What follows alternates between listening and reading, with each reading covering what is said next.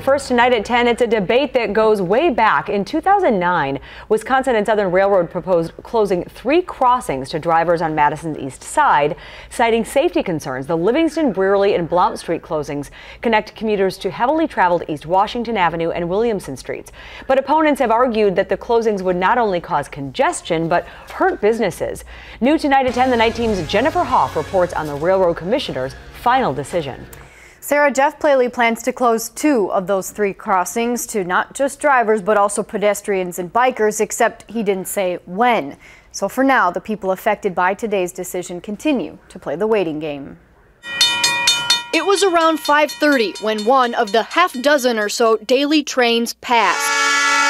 It crossed several streets, including Brearly, that boasts local business Burrito Drive. It's going to be an issue for the east side, especially for the Lily Street neighborhood. Kevin is concerned about convenience when the Railroad Commissioner shuts down the road, but not about losing business. We might be an exception because the majority of our business is delivery.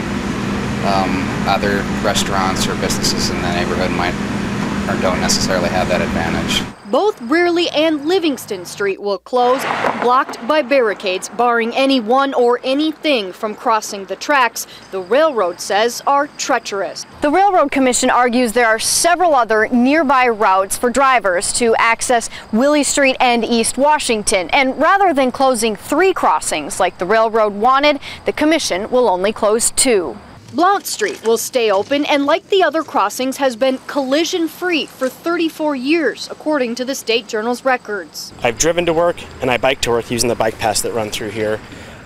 I've never seen any near misses or any kind of unsafe situations.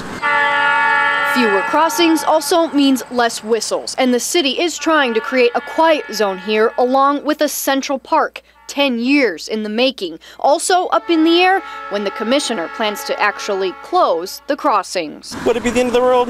No. Make me a little bit cranky at the end of the day? Probably.